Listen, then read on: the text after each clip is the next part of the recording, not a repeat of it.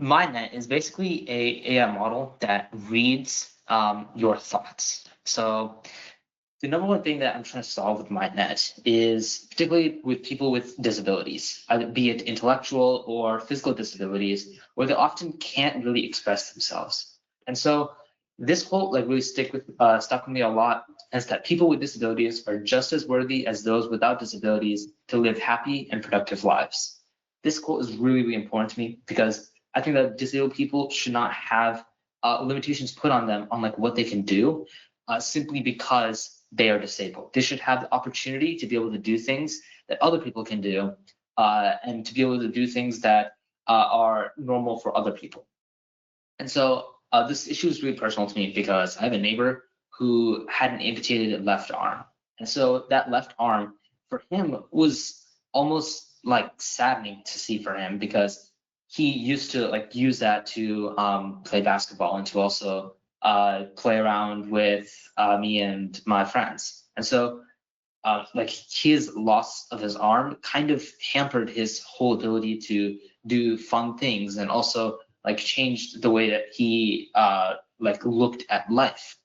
But I don't want that to happen to other people. I want people with disabilities, people who are maybe paralyzed, or people who maybe have amputated limbs, like my neighbor, have the ability to actually be able to perform certain complex tasks without having other people help them out, and without having and without being dependent upon other people. And so what needs to be done right now is that most prosthetic equipment is not motorized. See, the arm that my neighbor uses is not motorized at all. It's just it's just two sticks attached to a joint that just move based on his own input. So it's almost useless for him to be able to do anything. And the more expensive prosthetic arms are only able to do very simple and moderately complex tasks, like picking up a glass of water, which usually is not enough to do most other things like driving. However, I really want to make it so that in the future, every single disabled person can have robotic prosthetic arms and equipment that helps make complex actions like driving, like handwriting, actually possible in their daily lives.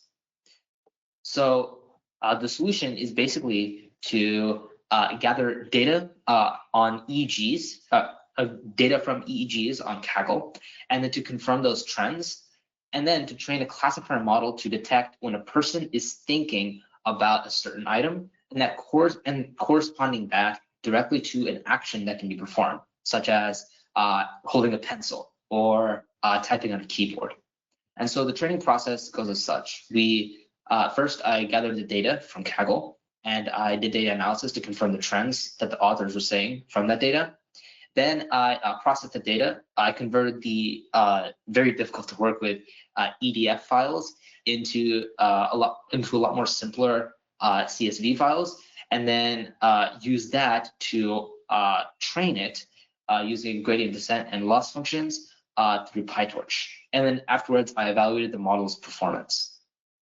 So this is the solution. I made a classifier AI model, and I trained it on EEG data on imagined speech. So participants were asked to imagine certain digits, nut characters, and images. And so in the picture over here, it shows the digit side of this, where participants imagine certain digits from 0 to 9.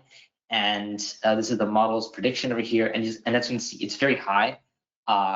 And I think I actually kind of overfitted the data a little bit because I had too high of an accuracy. But with more data, I can actually make even better predictions from this.